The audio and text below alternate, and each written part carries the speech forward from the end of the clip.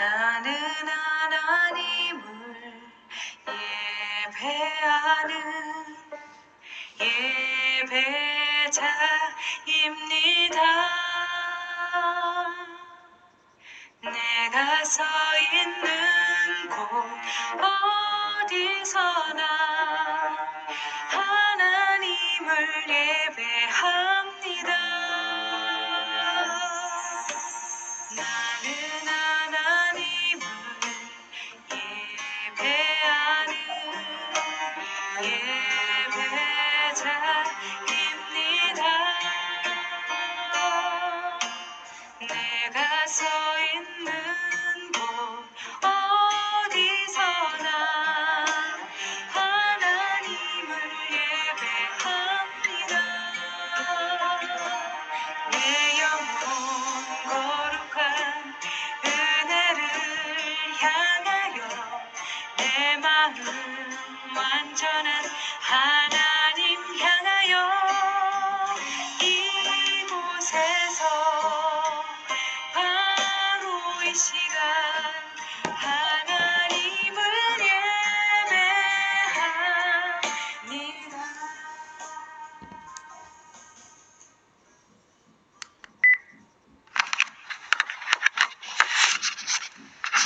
같이 묵상 기도 드리심으로 주일 예배를 시작하겠습니다.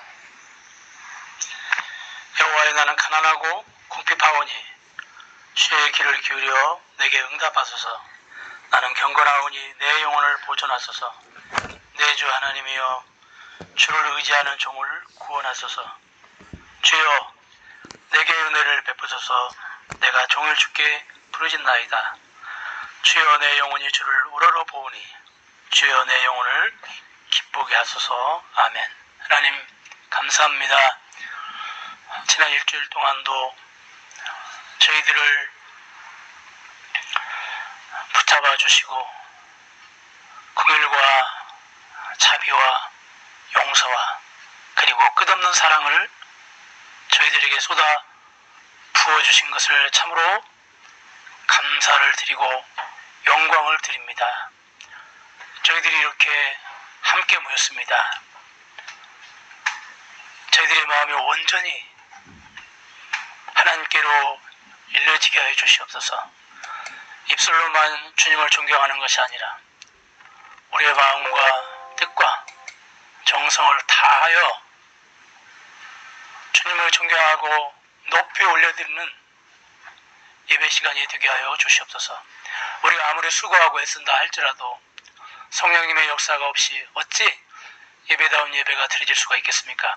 예수님의 그 공로 없이 어찌 우리가 예배다운 예배를 드릴 수가 있겠습니까? 이 시간 저희들을 불쌍히 여기시사 성령께서 충만하게 역사하시고 예수 그리스도 안에서 아버지께 나아가 예배하는 복된 시간이 되게 하여 주시옵소서. 예수님의 이름으로 기도하옵나이다. 아멘. 찬송가 10장입니다. 1절과 2절만 부르시겠습니다.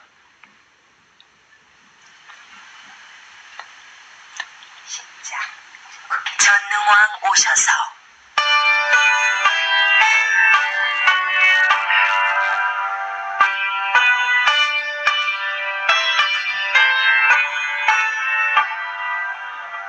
전능왕 오셔서 주 이름 찬송해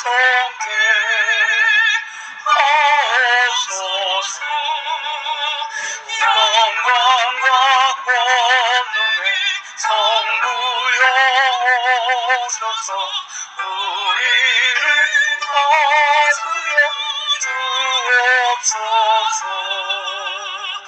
강세한 성자여 오셔서 기도를 들으소서. 가신 백성들 떡내려 드시고 거룩한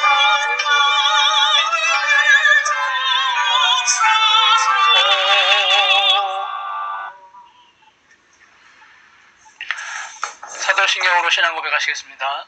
전능하사 천지를 만드신 하나님 아버지를 내가 믿사오며 그의 아들 우리 예수 그리스도를 믿사오니 이는 성령으로 잉태하사 동정녀 마리아에게 나시고 빌라도에게 고난을 받으사 십자가에 못 박혀 죽으시고 장사한 지 사흘 만에 죽은 자 가운데서 다시 살아나시며 하늘에 오르사 전능하신 하나님 옆에 앉아다가 저려서 산자와 죽은 자를 심판하러 오시리라. 성령을 믿사오며 거룩한 공회와 성도가 서로 교통하는 것과 죄를 사해 주시는 것과 몸이 다시 사는 것과 영원히 사는 것을 믿사옵나이다. 아멘. 교동문 13번입니다. 여호와는 나의 목자시니 내게 부족함이 없으리로다. 그가 나를 푸른 풀밭에 누이시며 쉴만한 물가로 인도하시는도다. 내 영혼을 소생시키시고 자기 이름을 위하여 의의 길로 인도하시는도다. 내가 사망의 음침한 골짜기로 다닐지라도 해를 두려워하지 않을 것은 주께서 나와 함께 하심이라. 주의 지팡이와 막대기가 나를 안위하시나이다. 주께서 내 원수의 목전에서 내게 상을 차려주시고 기름을 내 머리에 부으셨으니 내 잔이 넘치나이다. 내 평생의 선하심과 인자하심이 반드시 나를 따르리니 내가 여호와의 집에 영원히 살리로다. 아멘. 찬송가 47장 1절에서 3절 부르시겠습니다.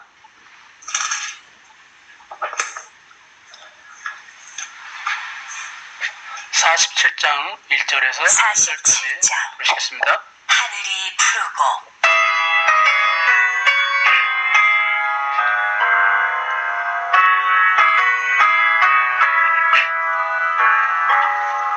하늘이 푸르고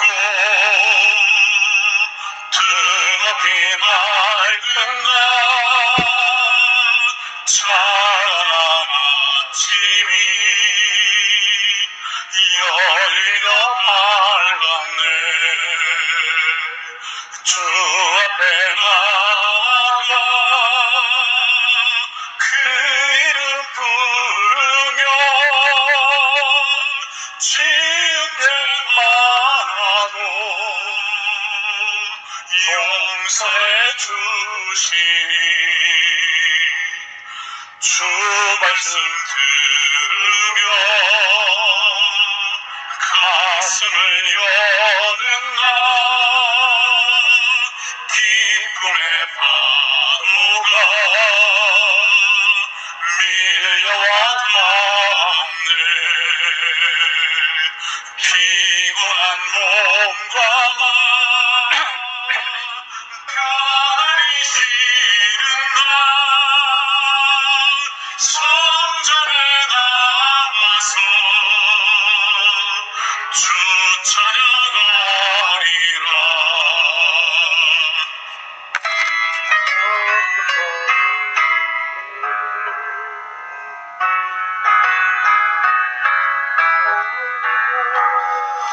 걱정과 근심이 없어진 좋은 날 새로운 희망이 솟구쳐 오르네. 생명의 양식을 땅에서 맛보며 하늘의 은총을 넘치게 주시리.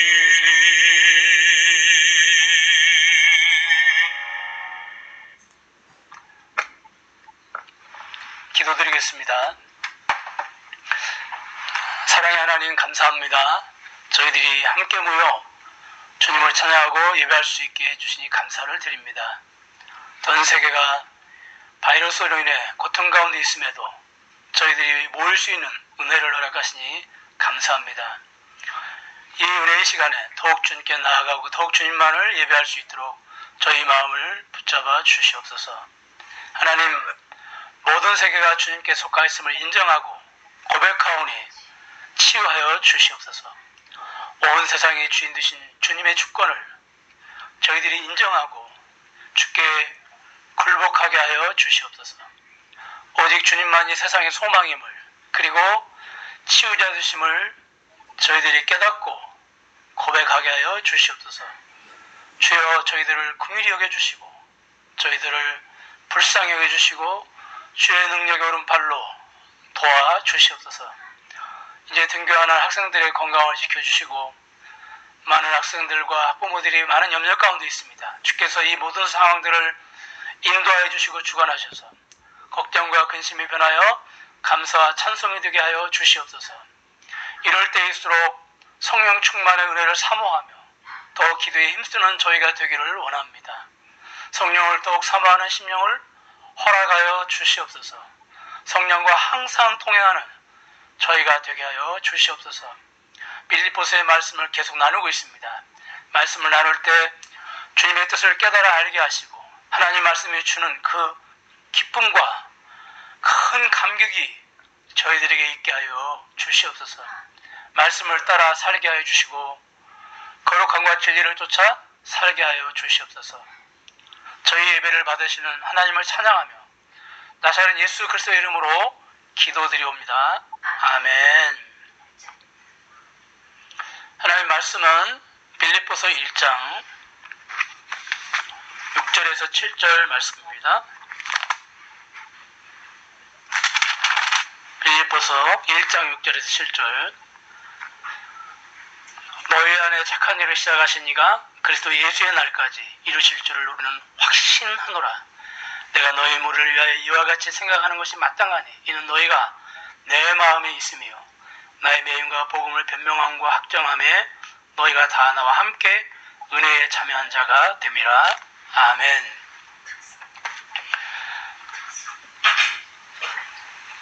빌립보서를 나누기 전에 매 주일마다 주제가 달라서 어떤 때는 목요일쯤 설교의 주제가 정해지기도 했는데 빌립보서를 나누기 시작한 후로는 이미 주제가 정해져 있어서 월요일부터 기도하고 본문을 묵상할 수 있어서 유익한 것 같습니다. 그동안 목표를 하면서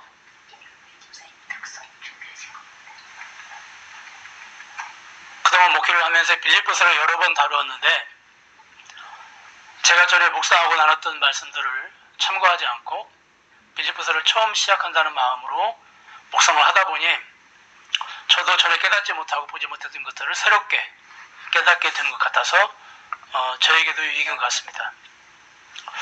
지난 시간에 이어서 이번 주도 빌립보서를 나누는데 오늘은 6절부터 시작을 하겠습니다. 바울은 본문 6절에서 너희 속에 착한 일을 시작하신 일을 주님 재림 때까지 이루실 것을 확신한다고 했습니다. 그 다음에 여기서 말하는 착한 일은 구체적으로 어떤 종류의 착한 일을 말하는 걸까요? 대부분의 성경 해석가들은 본문에서 말하는 착한 일을 빌립보 교회 성도들이 구원받은 것을 말한다고 해석을 합니다. 이러한 해석을 뒷받침하는 구절로 6절 하반절에 그 착한 일을 예수님 재림의 날까지 이룬다고 했기 때문이라는 것입니다. 그 원인이. 우리 로마서 8장 28절과 30절을 보면 우리 한번 같이 읽겠습니다. 시작. 우리가 알거니와 하나님을 사랑하는 자 곧 그의 뜻대로 부르심을 입은 자들에게는 모든 것이 협력하여 선을 이루느니라. 하나님이 미리 아신 자들을 또한 그 아들의 형상을 본받게 하기 위하여 미리 정하셨으니 이는 그로 많은 형제 중에서 맏아들이 되게 하려 하심이니라. 또 미리 정하신 그들을 또한 부르신 그들을 또한 의롭다 하시고 의롭다 하신 그들을 또한 영화롭게 하셨느니라. 아멘. 로마서 8장에 기록된 말씀처럼 하나님께서는 구원받은 죄의 백성들을 선택하시고 구원하시고 의롭다 하시고 그 다음에 영화롭게 하셨다고 기록이 되어 있습니다. 이런 교리를 견인교리라고 합니다. 견인교리. 그러니까 한 번 구원받은 죄의 백성들을 중간에 포기하거나 구원을 취소하지 않고 주님 재림하시는 그날까지 주님이 성도들을 끝까지 끌고 가셔서 완성된 하나님 나라에 들어가게 하신다는 겁니다. 이걸 견인교리라고 합니다. 그런 의미에서 빌립보서 1장 6절에서 재림의 날까지라고 했으니까 빌립보 교인들 속에 역사하시는 착한 일도 성도를 그러니까 빌립보 교인들을 선택하시고 구원하시고 의롭다 하시고 영화롭게 하는 일이라는 것입니다. 여러분, 로마서 8장의 말씀은 성도의 견인 교리가 맞습니다. 하나님께서 한번 선택하시고 구원받은 성도의 구원을 취소하거나 포기하지 않으시고 예수님의 재림 때까지 끝까지 책임지고 끌고 가십니다. 그것은 맞습니다. 그래서 예수님 재림하실 때 예수님처럼 영화롭게 되는 거죠. 부활의 몸을 입고 영원히 살게 되는 겁니다. 그 이유는 우리가 은혜로 구원받았기 때문에 그렇습니다. 우리가 구원받을 만한 그런 자격이 있어서 구원받은 것이 아니라 주님의 전적인 은혜로 구원을 받았기 때문에 만약에 성도가 구원받을 만한 삶을 살아서 구원받았다면 구원받은 후에 삶에 문제가 생기면 구원이 취소될 수도 있을 것입니다. 그런데 우리가 구원받은 것은 우리의 삶과 상관없이 주의 은혜를 받았기 때문에 죄송하지만 내가 말씀대로 살지 못해서 정말로 우리가 참 연약한 모습으로 살아가고 있지만 우리의 삶과 상관없이 우리의 구원이 취소되는 일은 결코 없는 것입니다. 만약에 우리의 삶에 따라서 우리 구원이 취소되거나 또 다시 구원을 받게 된다든지 그러면 우리가 얼마나 불안하겠습니까? 그러니까 우리의 구원과 상관없이 우리 구원이 취소되는 일은 결코 없는 것이죠. 그런 의미에서 로마서 8장은 성도의 견인 교리를 말하고 있는 것은 분명합니다. 그러나 오늘 우리가 읽은 빌립보서 1장 6절은 구원받은 성도의 견인 교리를 말하는 것이 아닙니다. 오늘 본문에서 착한 일은 성도가 구원을 받고 영화롭게 되는 자리까지 나아가게 하는 일이 아닙니다. 본문에서 말하는 착한 일은 빌립보 교인들이 물질로 바울을 섬긴 것을 말하고 있습니다. 물질로 바울을 섬긴 것, 물질의 후원자가 된 걸 착한 일이라고 바울은 지금 설명하고 있습니다. 여러분, 왜 오늘 본문을 가지고 성도가 구원받고 끝까지 하늘나라에 들어갈 때까지 책임진다 하는 그런 해석이 왜 나오냐면 이 본문의 문맥을 무시하기 때문에 그렇습니다. 우리가 빌립보서를 계속 나누고 있는데 문맥을 우리가 보면 지금 바울이 무슨 이야기를 하고 있습니까? 빌립보 교인들의 구원에 관한 이야기를 하고 있습니까? 전혀 그렇지 않죠. 우리가 1절을 보세요. 1절을 보면 모든 성도 감독들과 집사들에게 편지한다고 그렇게 기록이 되어 있지 않습니까? 그렇죠. 바울은 지금 이미 구원받아 교회의 공동체를 이루고 있는 사람들에게 편지를 하고 있는 것이죠. 그러므로 착한 일은 구원과 연관된 말씀이 전혀 아닙니다. 5절을 보세요. 이제까지 복음에서 너희가 교제함을 인함이다. 그러면서 바로 이어서 6절이 연결이 되잖아요. 5절은 무슨 말을 하고 있죠? 우리가 지난 시간에 살폈지만 빌립보 교인들이 복음에서 교제한 것, 이것은 다른 것이 아니라 물질로 바울을 끝까지 섬긴 것을 말하죠. 그러므로 빌립보서에서 착한 일은 당연히 5절이 이어서 6절 자연스럽게 문맥으로 이어서 당연히 물질로 바울을 섬긴 것을 말하는 것이지 빌립보 교인들의 구원 그리고 그들을 끝까지 책임지시는 견인교리를 말하고 있는 것이 결코 아닙니다. 우리가 6절을 다시 한번 읽겠습니다. 6절 시작. 너희 속에 착한 일을 시작하신 이가, 너희는 빌립보 교회 공동체를 말하고 시작하신 이 그랬죠. 하나님을 말합니다. 그러니까 본문에서 바울은 빌립보 교인들이 착한 일을 시작하신 것이 아니라, 그러니까 빌립보 교인들이 착한 일을 한 것이 아니라 하나님께서 빌립보 교인들 속에 역사하셔서 착한 일을 하게 하셨다는 겁니다. 그러니까 빌립보 교인들이 구원만 은혜를 받은 것이 아니라 물질로 바울을 섬긴 것도 하나님께서 은혜를 주셨기 때문이라고 바울은 지금 설명하고 있어요. 그래서 7절 하반절에 보니까 여러분, 빌립보 교인들이 바울을 물질로 섬긴 것을 하나님의 은혜에 참여했다. 그렇죠. 여기 보니까 다 나와 함께 은혜에 참여한 자가 됨이라 이렇게 기록이 되어 있습니다. 은혜라는 단어가 기록이 되어 있어요. 여러분, 물질을 주신 것도 하나님의 은혜죠. 아멘입니다. 신명기 8장 17절과 18절을 보니까 우리 한번 같이 읽겠습니다. 시작. 그러나 내가 마음에 이르기를 내 능력과 내 손의 힘으로 내가 이 재물을 얻었다 말할 것이라. 내 하나님 여호와를 기억하라. 그가 내게 재물을 얻을 능력을 주셨습니다. 이같이 하심은 내 조상들에게 맹세하신 언약을 오늘과 같이 인도하심이라. 이게 주님의 백성들이 가나안 땅에 들어가서 물질적으로 풍요롭게 살 때 그들이 교만해질 수 있습니다. 그들이 착각할 수 있습니다. 자기들의 힘과 열심으로 그런 물질을 얻었다라고 그들이 오해할 수 있다는 거예요. 그럴 때 모세는 오해하지 말라는 겁니다. 착각하지 말라는 겁니다. 하나님께서 주의 백성들에게 물질을 얻을 수 있는 능력을 주셨다는 거예요. 하나님께서 지혜도 주시고 건강도 주시고 늦은 비와 이른 비도 주시고 물질을 얻을 수 있는 모든 능력을 하나님이 주셨기 때문에 모든 물질이 하나님께로부터 온 거죠. 그러므로 결코 교만해서는 안 된다는 겁니다. 뿐만 아니라 하나님께서는 물질을 얻을 수 있는 능력뿐만이 아니라 그 물질을 사용하게 하시는 것도 하나님의 은혜가 아니면 불가능합니다. 고린도서 8장 여러분 우리가 1절에서 4절을 같이 한번 읽겠습니다. 시작. 형제들아 하나님께서 마게도냐 교회들에게 주신 은혜를 우리에게 너희에게 알게 하노니 환난의 많은 시련 가운데 저희 넘치는 기쁨과 극한 가난이 저희로 풍성한 연보를 넘치도록 하게 하였느니라. 내가 증거하노니 저희가 힘대로 할 뿐 아니라 힘에 지나도록 자원하여 이 은혜와 성도 섬기는 일에 참여함에 대하여 우리에게 간절히 구하니. 여러분 1절을 보세요. 바울은 먼저 마게도냐 지역의 그 교회에서 일어난 모험적인 연보에 대해서 말하고 있습니다. 마게도냐는 빌립보, 데살로니가, 베레아 교회를 포함해서 마게도냐 교회라고 하죠. 그리고 대표적인 교회가 바울을 물질로 끝까지 섬겼던 빌립보 교회입니다. 그러니까 빌립보 교회는 바울만 물질로 섬긴 것이 아니라 예루살렘 교회가 흉년이 들어서 어려울 때 예루살렘 교회도 물질을 보낸 것을 우리가 보게 됩니다. 그렇다면 그들이 어떻게 구제헌금을 감당했습니까? 2절을 보니까 여러분 보세요. 환난의 많은 시련 가운데서 넘치는 기쁨과 극심한 가난이. 본문을 읽으면서 우리가 이상하지 않습니까? 그들은 많은 시련 가운데 있습니다. 근데 넘치는 기쁨으로 일을 감당했습니다. 극심한 가난에 처해 있습니다. 그런데 풍성한 연보를 넘치게 하였습니다. 여러분 앞뒤가 안 맞지 않아요? 그죠? 환난의 많은 시련 가운데 있으면 당연히 슬프고 고통스러워하고 그런데 기쁨이 넘친다고 기록이 되어 있고요. 극심한 가난에 처해 있으면 연보를 바치는 것이 아니라 오히려 손을 벌려서 연보를 받아야 되는 상황인 거죠. 그렇잖아요, 여러분. 그런데 오히려 넘치는 연보를 했다는 겁니다. 그들이 어떻게 이렇게 할 수 있었을까요? 더더욱 놀라운 것은 3절을 보면은 힘대로 할 뿐만 아니라 힘에 넘치도록 했다고 기록이 되어 있고요. 특별히 4절을 보면요. 아주 놀랍습니다. 4절을 보니까요. 그들은 예루살렘 교회 성도들을 섬기는 일에 참여함에 대하여 우리에게 간절히 구했다 그랬어요. 그러니까 제발 좀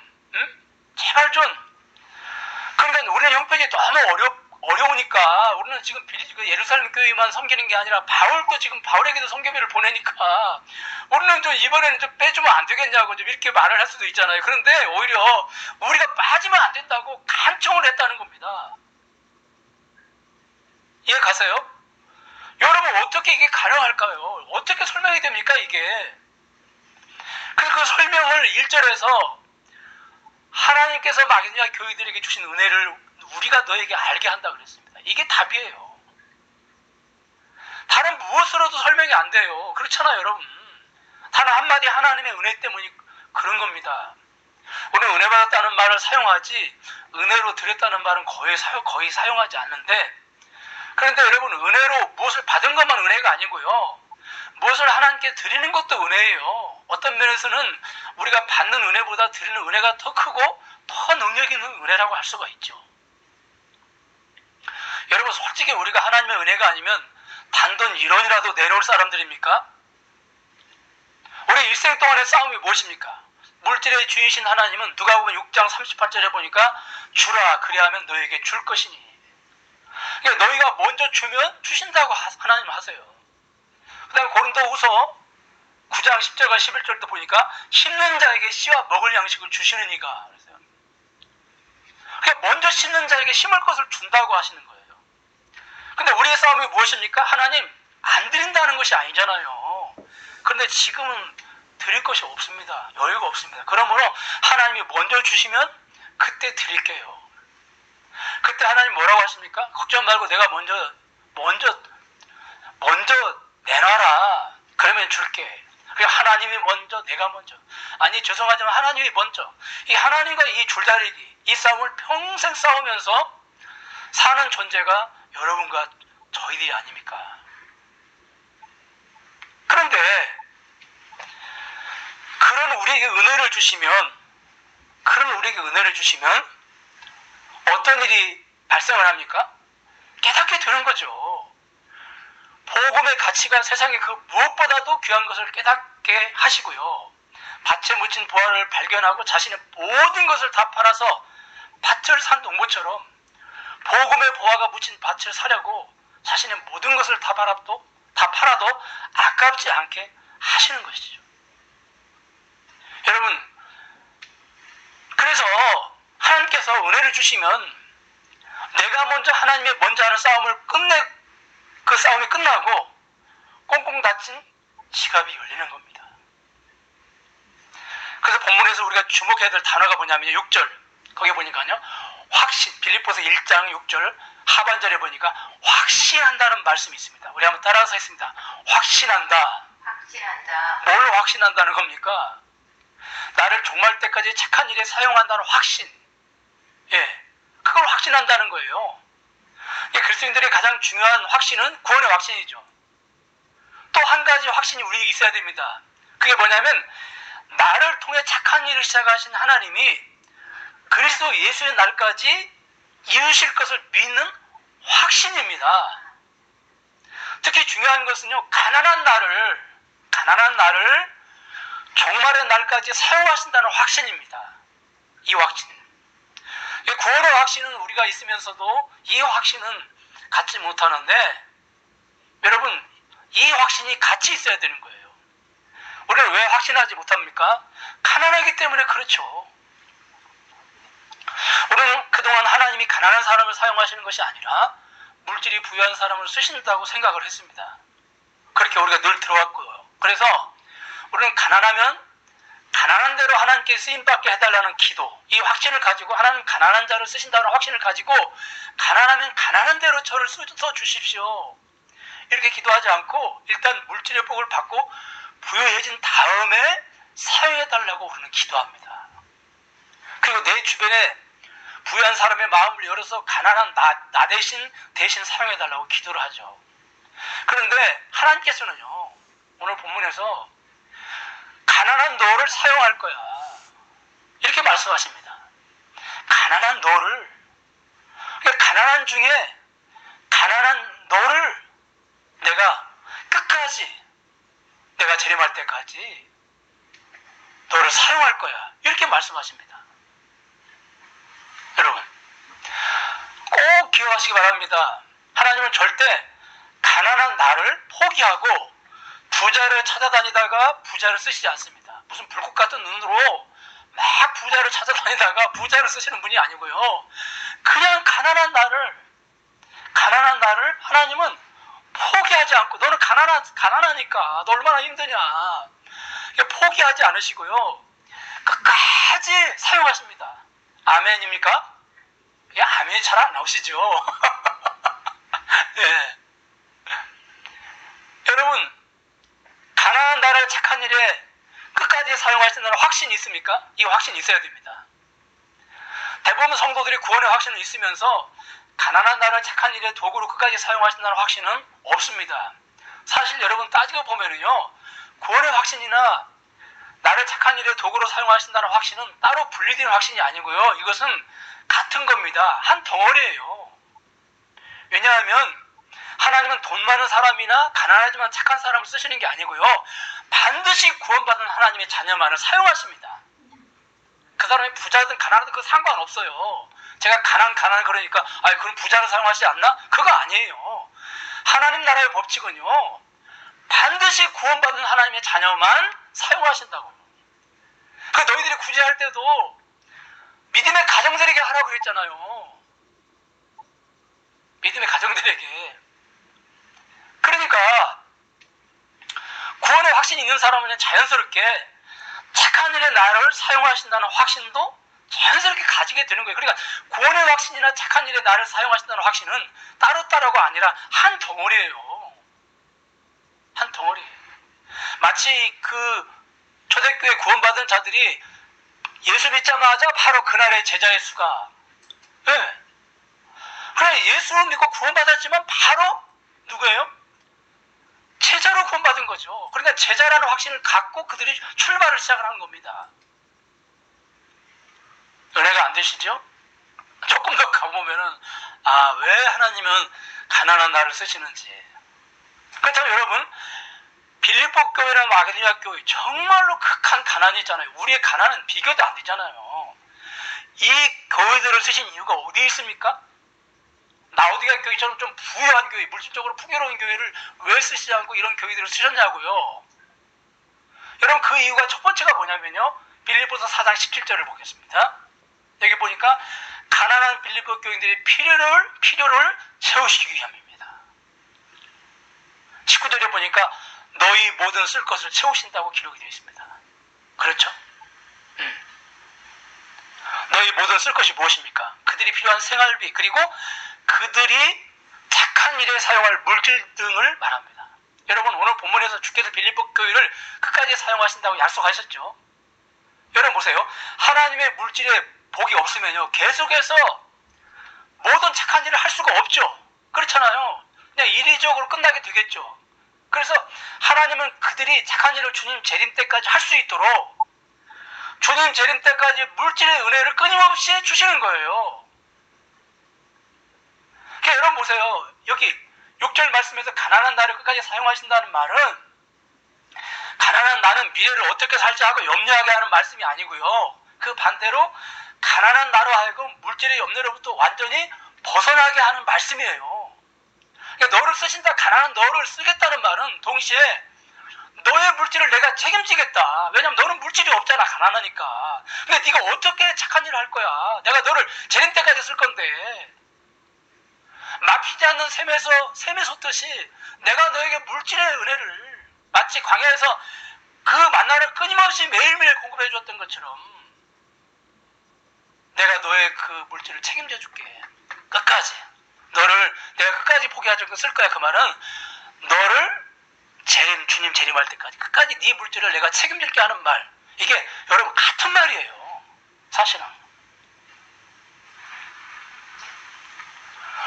여러분, 구원의 확신이 구원 문제에 대한 염려나 두려움을 없게 하는 것처럼 착한 일에 나를 사용하신다는 확신은요, 물질에 대한 염려, 걱정으로부터 완전히 벗어나게 하는 거예요. 결국 논리적으로 따지면 구원의 확신이나 나를 착한 일의 도구로 쓰신다는 확신이 같기 때문에 그렇습니다. 구원의 확신이 있는 사람은요, 구원에 대한 두려움, 염려로부터만 벗어나는 것이 아니라 물질에 대한 염려, 그리고 물질에 대한 두려움으로부터 완전히 벗어나는 거예요. 그래서 마태복음 6장에서 뭐라고 그랬습니까? 염려는 하나님을 보는 이방인들이나 하는 것이다 그랬잖아요.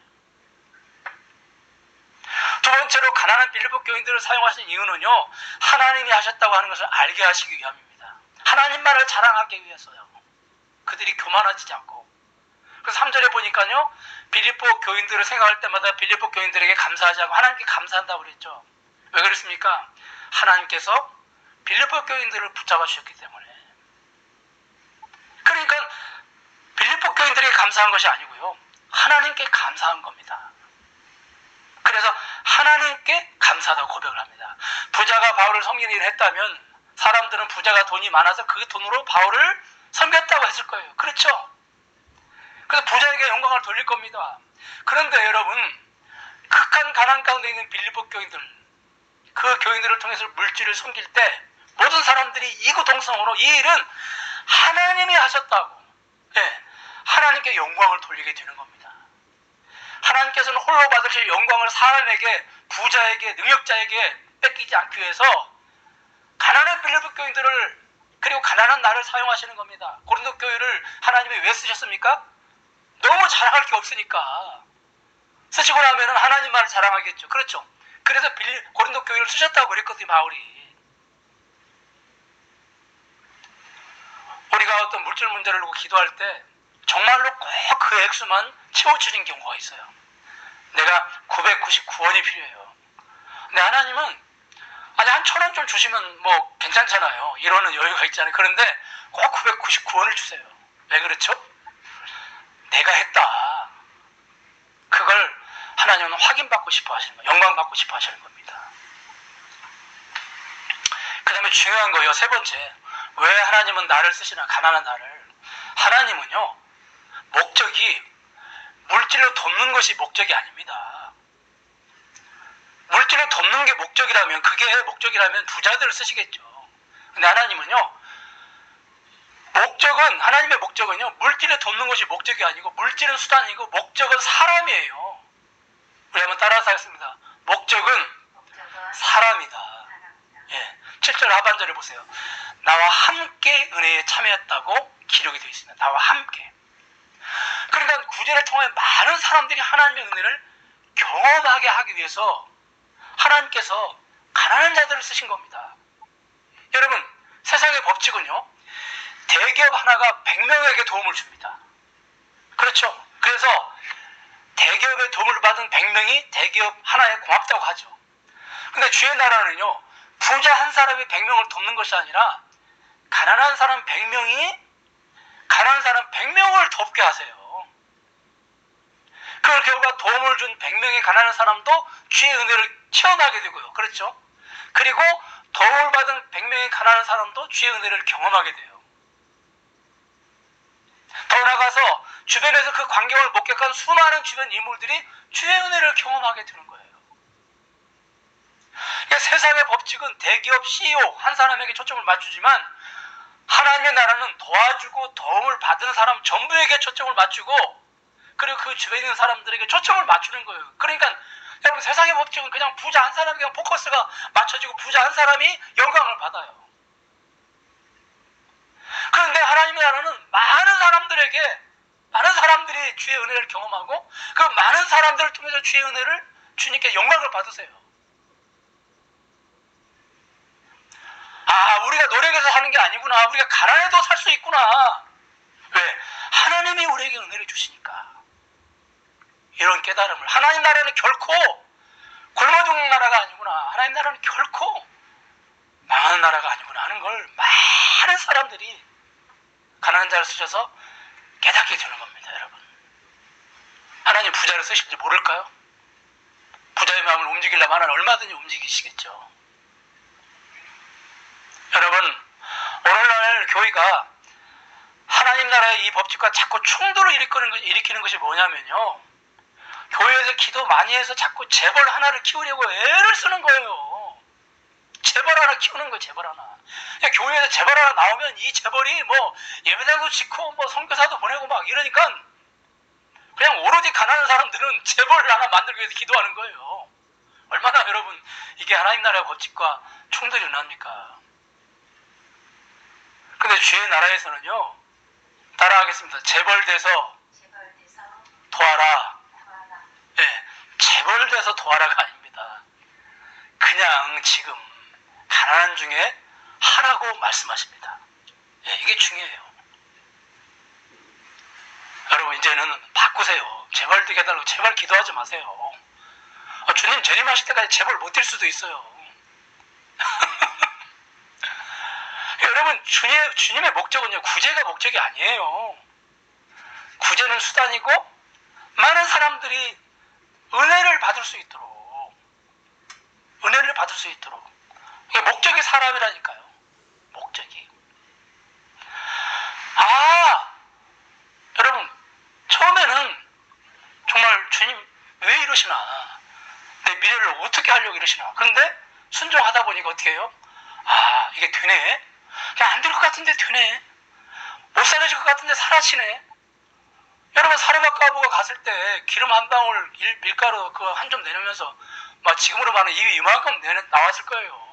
이 선지자가 미쳤나, 이 영감탱이가. 근데 그냥 어차피 이거 한번 먹어도 죽고, 그러니까 그냥 내려왔더니 어떻게 됐어요?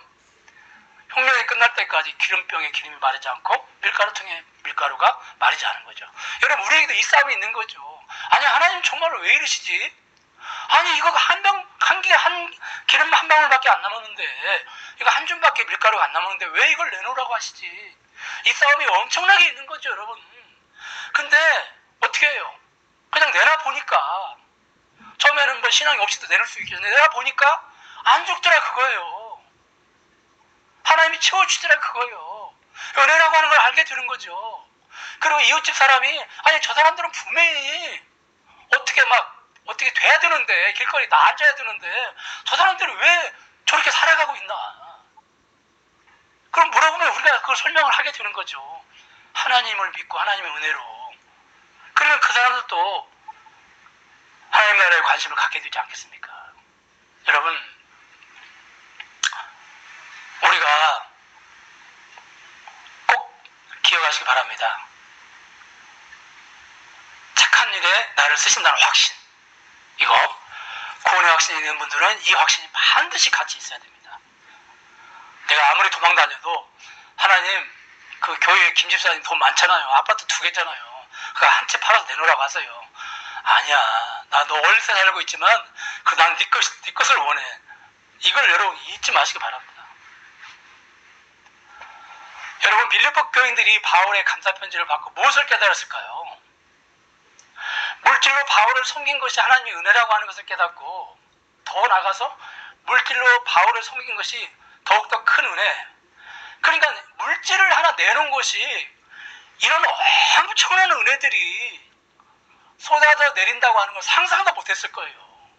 그걸 알았다면 바울이 편지로 그걸 알려줄 리가 없죠. 그렇죠? 네.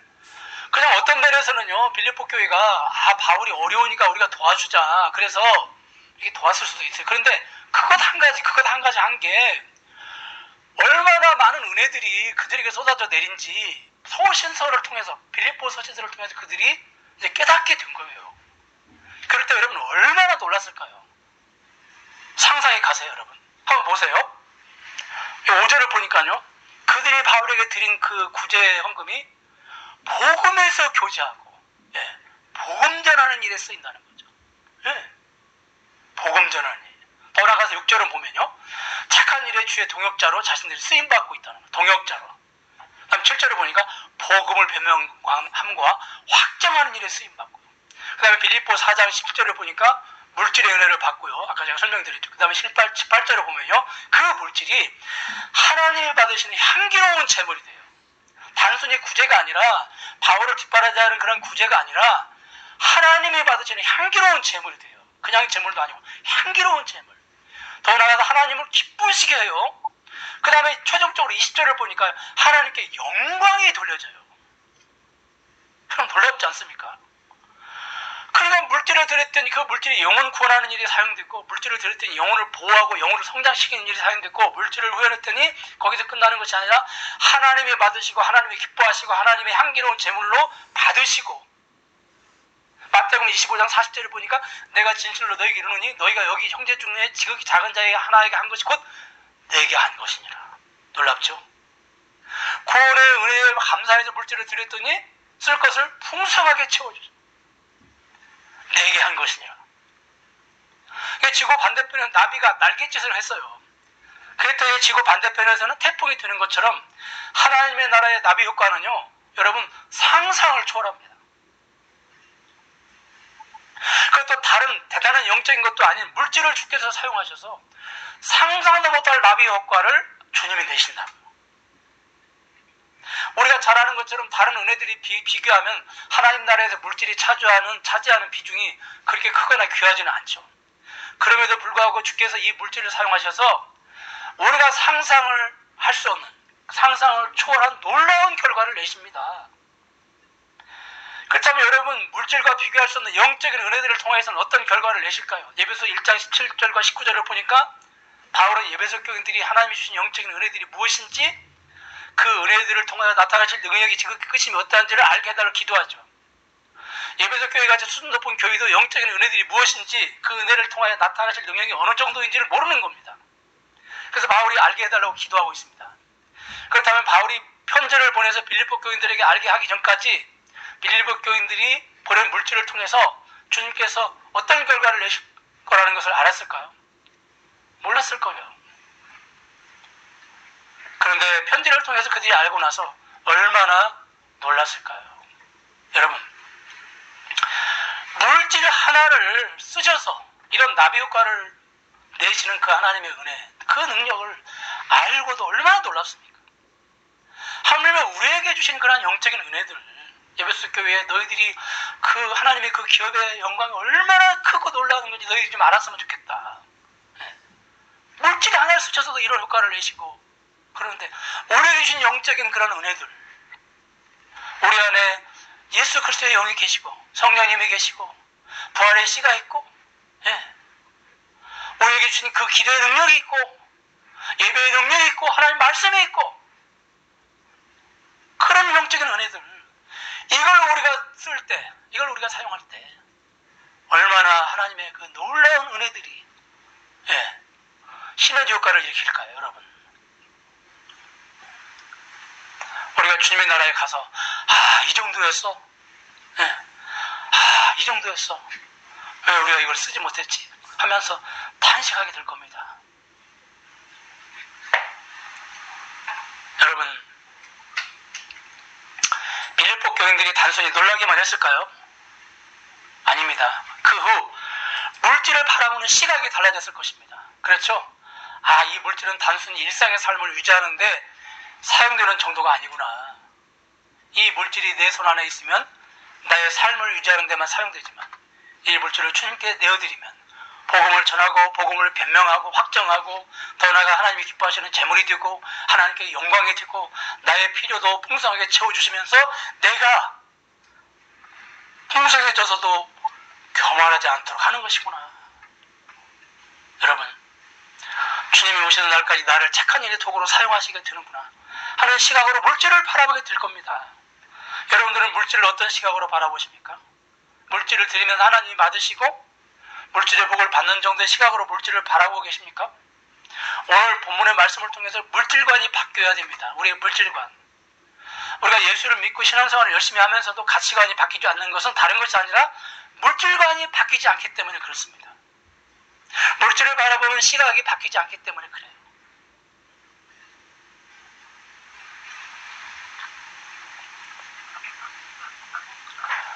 여러분, 특히 빌립보 교인들이 바울에게 보낸 물질이 복음을 변명함과 확정함에 사용되었다고 했습니다. 복음을 변명함과 확정함에 몇 절이죠? 7절인가요? 네, 7절. 이 말이 무슨 뜻입니까? 복음을 나의 매임과 복음을 변명과 확정함에 사용되었다, 이렇게 기록되어 있습니다. 이 말이 무슨 뜻입니까? 복음을 변명함은 비복음적인 사상들로부터 참복음으로 변화하는 거죠. 당시 초대교회는 예수만 믿어서는 안 되고 착한 일도 같이 해야 구원받는다는 율법주의 이단과 육체의 부활을 부인하는 영지주의 이단들이 교회를 공격했습니다. 그러한 이단 사상으로부터 교회를 보호하기 위해서 바울이 참복음을 전하죠. 참복음이 무엇인지를 가지고 잘못된 그릇된 복음들을 이제 깨트려 나가죠. 변화합니다. 변호해요. 그리고 확정이라는 말은요, 세우다, 강하게 하다, 그런 뜻이 있습니다. 우리 한번 따라서 하겠습니다. 세우다, 강하게 하다. 복음을 믿는 사람들이 거짓된 복음에 흔들리지 않도록 말씀으로 철저하게 양육해서 복음에 굳게 서 있도록 하는 것. 어떤 거짓 사상의 공격에도 조금 더 흔들리지 않도록 하는 겁니다. 복음의 변명은 코로나 시대에 백신을 맞는 것이라면 복음의 확정은 백신을 맞고 나서 신체의 면역력을 기르고 운동을 하거나 건강한 먹거리를 먹는 것 같은 겁니다. 이 두 가지가 다 동시에 필요하죠. 이 중에 한 가지라도 문제가 생기면 전염병에 걸리는 겁니다. 마찬가지로 교회가 복음을 변명하는 백신을 맞았으면 이제 복음을 확정하는 것으로 면역력을 길러줘야 됩니다. 바울은 서신서나 말씀 강론을 통해서 복음을 변명하는 일과 확정하는 일에 생명을 걸고 수고를 했습니다. 우리가 지금 서신서를 빌립보서, 에베소서, 골로새 다 이게 전부 다 복음을 변명하고 확정하는 일에 쓰임받은 도구입니다. 네, 여러분, 빌립보 교인들이 이 일에 바울을 물질로 섬겼는데 바울은 빌립보 교인들이 자신의 사역에 후원금 얼마를 보내서 고맙다는 정도가 아니라요, 7절에 보니까 너희가 다 나와 함께 은혜에 참여한 자가 되었다라고 기록을 하고 있습니다. 우리 한번 따라서 하겠습니다. 너희가 다 나와 함께 은혜에 참여한 자가 되었다.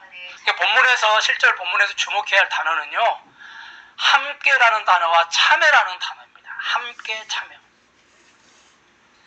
그러니까 본문을 통해서 바울은 너희들의 그 도움으로 나는 현장에서 복음을 변명하는 일과 확장하는 일에 수고하고 있으니 너희들은 빌립보 지역 그곳에서 몸이 올 수 없으니까 앞으로 계속 물질로 도와주고 기도해달라고 하지 않고요. 놀랍게도 너희들이 복음을 변명하고 내가 복음을 변명하고 확장하는 일에 지금 나와 함께 참여하고 있다고 하는 사실. 놀랍지 않습니까? 따로따로가 아니라요. 하나님 나라에서 보내는 선교사, 보냄받은 선교사를 따로 구분하지 않고 있습니다. 하나님 나라에서는 보내는 선교사 따로, 보냄받은 선교사 따로 구분해서 차별하시지 않고요. 보내는 선교사도 보냄받은 선교사와 동일한 선상에 놓고 보신다는 놀라운 사실이에요. 그래서 마태복음 10장 40절과 42절에 보니까 이렇게 기록이 되어 있죠. 너희를 영접하는 자는 나를 영접하는 것이요. 그 다음에 41절 선지자의 이름으로 선지자를 영접하는 자는 선지자의 상을 받을 것이요. 이게 무슨 말입니까? 선지자의 이름으로 선지자를 영접한다는 말은 선지자를 물질로 후원하는 걸 말하죠. 그러니까 놀랍게도 선지자의 상과 선지자를 돕는 사람의 상을 따로 구분해서 차별하지 않고 선지자를 영접하면 선지자가 받는 상을 주신다는 겁니다. 여러분 좀 불공평해 보이지 않나요? 역차별 하는데 역차별 같은 생각이 들지 않습니까? 선지자는 아무나 됩니까? 하나님께 선택을 받아야 되고 또 훈련을 받아야 되고 말씀을 전할 때 고난과 환난과 핍박과 목숨을 내어놓기도 해야 됩니다. 그런데 물질로 선지자를 섬기면요 선지자의 상급과 동일한 상급을 주신다는 거예요. 그러니까 함께 선지자가 그 현장에서 복음을 증거하는 그 현장에 물질로 후원하는 자들이 함께 참여한 걸로 하나님은 보시는 겁니다. 놀랍지 않습니까? 여러분, 지금 제가 말씀을 전하고 여러분들은 듣고 있는 분들, 이게 구분이 되어 있지만요, 하나님 나라에서는 여러분들도 저와 함께 말씀을 전하는 자리에 서 있는 걸로 보시는 겁니다. 예. 목사님은 뭐 설교하시고 우리는 들으니까 상급이 차이가 나겠죠. 아니에요. 전혀 그렇지 않습니다. 똑같이 하나님은 우리를 대하십니다. 여러분 놀랍지 않습니까? 나와 함께 참여한다. 저는 말씀을 맺겠습니다. 여러분 우리 속에 착한 일을 시작하신 주님께서 가난한 나를 재림 때까지 사용하신다는 확신이 있습니까? 아멘. 예. 이거 분명히 아멘이야. 이 확신이 있어야 됩니다. 구원의 확신이 있는 사람은 이 확신은 따라오게 돼 있어요. 따로. 왜냐하면 하나님은 구원받은 자녀를 쓰시기 때문에 그래요. 그야 그 구원받은 자녀가 하나님의 은혜를 경험하고, 그렇죠. 나중에는 물질을 초월해서 하나님으로만 사는 사람으로 하나님이 그 사람을 변화시키기 위해서 그런 거예요. 물질에게 목적이 있는 게 아니에요. 여러분 은도 내 것이요 금도 내 것이라고 하셨는데 무슨 여러분들이 가지고 있는 게 얼마나 대단하겠어요. 여러분 대단하지 않습니다.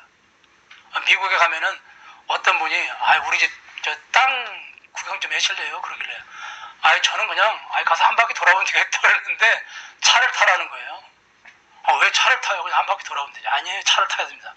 세상에 차를 타고요 그 집 땅 돌아보는데 1시간도 넘게 걸려요.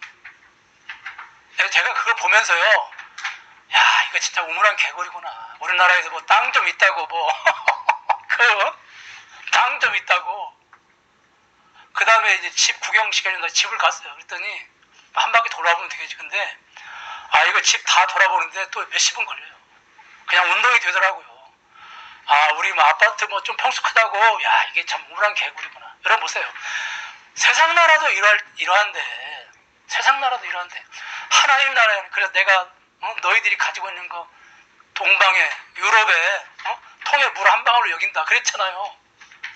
너희들 정말 웃긴다. 내가 그거 그냥 한 방울 물로 여겨. 너희들 가지고 있는 거 하나님이 그러셨잖아요. 여러분 우리가 있는 걸 뭐 대단하다고 그걸 뺏어서 하나님이 일을 해 나가실 분이에요? 그거 없으면 우리가 보태 드려야만 하나님이 일을 하시나요? 아니에요. 하나님의 목적은 나. 그러니까 가난하든 부자든 상관없어요. 그냥 초점이 나예요. 나. 확신이 있어야 돼. 어떤 확신? 내가 끝까지 고집 부리면 하나님 나 안 쓰신다. 아니에요.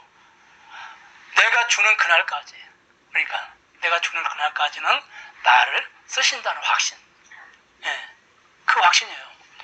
구원의 확신과 택한 일에 나를 쓰신다는 확신은 자전거의 앞뒤 바뀌어 똑같아요. 따로따로가 아니에요. 예, 여러분, 하나님 나를 써주세요. 재벌 되게 해서 이렇게 기도 안 하셔도 돼요. 하나님이 알아서 쓰실 거니까. 하나님 알아서 쓰실 거라고요. 그러니까 기도 따로 안 하셔도 돼요. 여러분, 놀랍지 않습니까? 나는 단순히 보내는 선교사가 아니라 보냄받은 선교사와 동일하게 나를 하나님이 여기신다고 하는 거예요. 함께 참여함이라. 아멘. 네, 함께 참여함이라. 기도하겠습니다. 하나님께서 가난한 나를 쓰시는 것은, 그리고 주님 재림하실 그때까지 쓰시는 이유는 다른 것이 아닙니다. 초점이 물질에 있는 것이 아니라 나에게 있습니다. 하나님의 은혜를 체험하고 하나님으로 사는 존재임을 깨닫고 물질을 초기같이 여겨서 더욱더 나를 더 귀하고 크게 쓰임받게 하시려고 나처럼 가난한 자를 하나님은 쓰신다고 하는 걸 우리가 늘 기억하고, 그 확신을 우리가 재림 때까지 나를 쓰신다고 하는 그 확신을 우리가 놓지 말게 하여 주시옵소서. 구원의 확신, 그리고 물질로 나를 쓰신다는 확신, 따로따로가 아니라 이 두 개의 확신은 한 덩어리라고 하는 걸 우리가 기억하게 하여 주시옵소서. 예수님의 이름으로 기도하옵나이다. 아멘. 찬양을 준비하신 거 물어주세요. 저기 임명일자님 찬양 준비하셨어요? 하신 거. 하셨어요?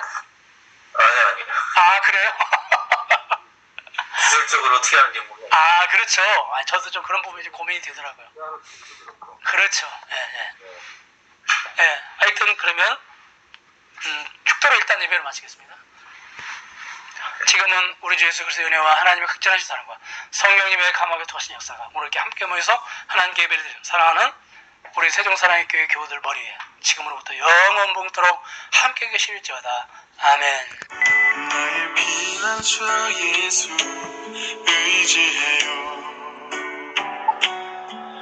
나의 피난처 예수 의지해요. 나의 가는 길에 거센 바람 몰아쳐와도 나의 피난처 예수 의지해요.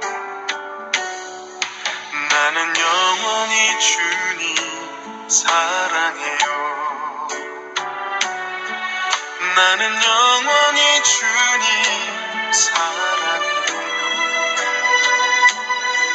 세상 어떤 것도 나의 사랑 끊을 수 없네.